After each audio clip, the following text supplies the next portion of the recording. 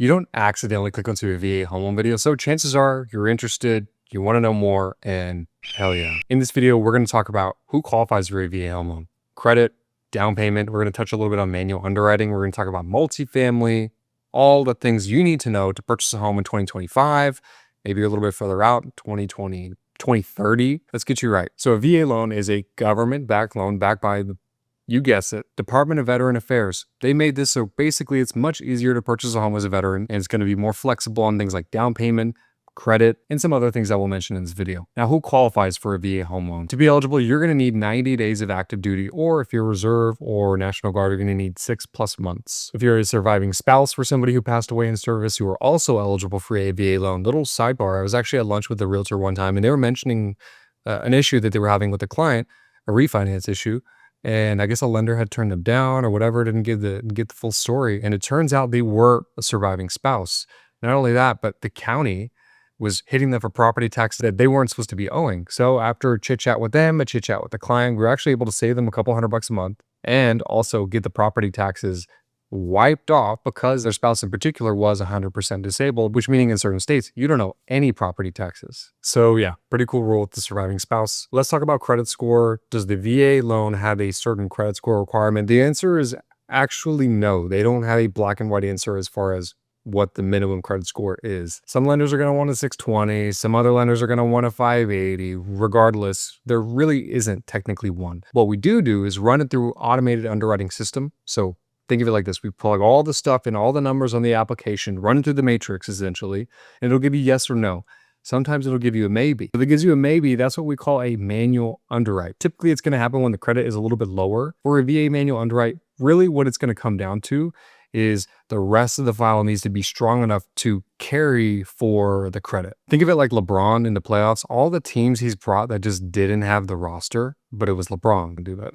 No, I'm not going to do that. Typically, you're going to see a manual underwrite when there's a bankruptcy or foreclosure, or typically when the score is lower. The lender and the client are going to need to show compensating factors. So think of it like this. Okay, if the credit is not good, everything else in the loan needs to basically exceed expectations to pick up, kind of carry for it. So for example, if the credit is low, you want the income to be high. Your debt to income ratio needs to be really low, meaning you make far more than the debt that you repay every single month. They're going to want to see some extra money in the bank. So even though it's zero down, there are closing costs. And after all that stuff is paid, you're going to need to show that you have plenty of funds in the bank for months and months, even years to come in some cases. You're going to want to show stable employment, right? Long-term history with the company that you currently work for or in the field that you're working in. Things like that will be compensating factors for a VA home loan when your credit or bankruptcy or foreclosure come into the mix and make you do a manual underwrite. So it's a good option to have. Other loans don't really have that. Just make sure you work with a VA lender who does accommodate something like that because some lenders don't. Now, Austin, what about the down payment on a VA loan?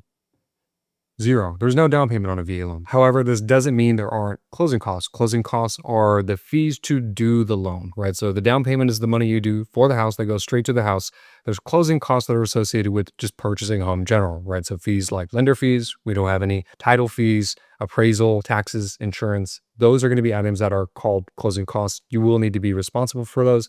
But in a market like this right now, at least in 2025, buyer's market, a lot of the sellers are help covering this. According to the VA guidelines, the seller can technically contribute up to 4% in closing costs, but it actually can be a little bit more, right? So you can actually stretch it up to 6%, assuming that a portion of those are going towards points and fees to buy down the rate. So for example, the VA will allow up to 2% in points and fees of that 4% to not be considered, meaning that you can ask for up to 6% and the remaining can actually go towards paying off some debt at closing. That's one of the powerful things with a VA loan. You can actually pay off debt. So you can lower your monthly expenses, maybe pay off a car with some of the excess funds. The rest can go towards paying taxes, insurance, all that good stuff, meaning you can actually get paid to purchase a VA home loan. And what I mean by this is when you get under contract, you're going to put your earnest money, typically 1% of the purchase price. So let's say it's a $200,000 house. You're going to put $2,000 in. You can get enough closing costs where you actually get your earnest money back. That's going to be the limit. You can't get $1 over that, but like I said, you can pay off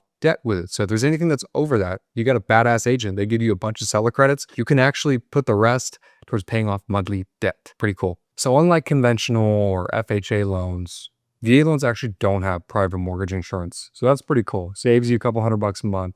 Pretty sweet. Instead of private mortgage insurance, a VA loan is going to have what's called a funding fee. Essentially what this is it keeps the lights on for a VA loan. And 99 times out of 100, it's going to be rolled into the loan. Your first time using your VA loan is going to be 2.15%. Anytime after that, it's going to be 3.3%. Now, if you have a VA service-connected disability over 10%, then you don't have any funding fee. So now let's talk about the income portion, right? How do you qualify for a loan? What does a lender look at, right? So in most cases, it's going to be debt to income ratio.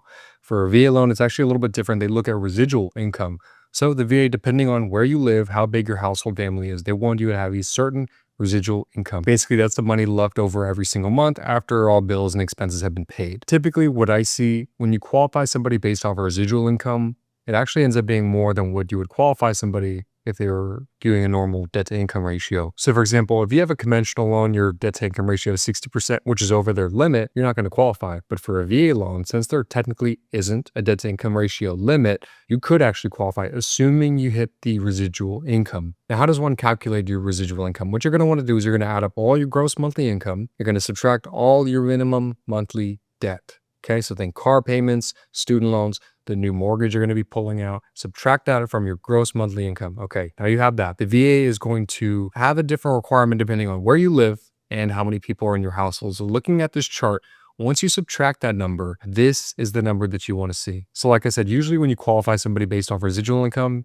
you're going to have a little bit of a higher DTI, at least on the top end. If you're trying to max somebody out, you can really push it on a VA loan and qualify for more versus other loans. Now let's talk about the type of properties that you can finance with the VA home loan. It's not an investment loan. It has to be a primary residence. With these, you can do single family, you can do townhomes, condos. Just make sure that the condo is VA approved. If it's not VA approved, then you can't do a VA loan on it. You can also do multifamily on it as well. As far as the property condition, you can't really do fixer-uppers. A seller, by all means, can fix it up before closing. The appraiser needs to sign off on any repairs that they mentioned. But other than that, the property needs to be safe. It needs to be in livable condition. You can't have a hole in the roof and the foundation and the windows that are cracked and a faucet that's leaking and all this stuff. All those things will need to be addressed and it will need to pass an appraisal. If you want to use a VA loan for multifamily, the great news is that you can, and you can actually do it for 0% down, which is crazy. No other program can do that. The biggest rule, you need to live in at least one of the units full time. You can rent out all the other units. As far as rental income from those other units, you can use them to offset the mortgage payment. However, you're going to need at least 2 years of landlord experience. Let's say, Austin, I don't have that. I'm a new person. This is my first home. I'm going to do multifamily. Like, I'm going big. I'm going big, man. If you don't have 2 years of landlord experience, that's perfectly fine. You are going to need to satisfy a couple of things. One, you need to hire a landlord. And two, you need to have 6 months of reserve funds. The reserve funds basically prove that you can cover the mortgage payment for 6 months, assuming anything were to happen to the property. So for example, if there's a $3,000 mortgage payment that you have, if you have to have 6 months of reserves, that means you need to have $18,000. This is not going towards down payment. This is not towards closing costs. You need to have $18,000 after closing, after everything is said and done, to prove that you can still hold this property for the future. Now, if you don't want to hire a landlord or you just don't have the reserve funds, unfortunately, you can't use the rental income to offset the mortgage payment. Now, let's talk about the documents you're going to need to apply. If you're separated from service, we're going to need your DD-214. If you're active, we're going to need your LES, 2 years of W-2s, 2 months of most recent bank statements, along with, if you have VA disability, the VA disability letter. And that's it. What you're going to do is you're going to package that up. The lender will more than likely be able to pull your COE for you, your certificate of eligibility, so I really wouldn't even worry about that. Once you have all that bundled up, then you can apply, and then they can pre-approve you, look at all the numbers, make sure that you qualify. If there's any one thing you take away from this video is if you're a veteran, the VA loan is going to be the best way to go. Flexible on credit, flexible on income, best rates that you're going to get for any program. Believe it or not, only 13% of veterans actually use their VA home loan, so be the minority. If you like this video, leave it a like. If you hate it, leave it a hate, share it. Make sure you leave any takeaways in the comments below. And if you're serious about purchasing a home in 2025 or in 2030, whenever, make sure you click the link in the description.